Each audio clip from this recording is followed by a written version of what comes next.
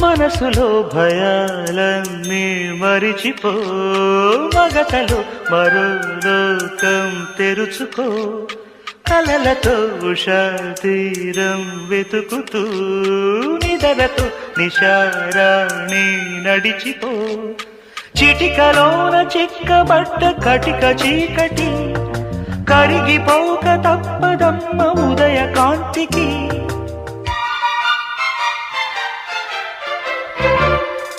జామురాతిరి జాబిలమ్మ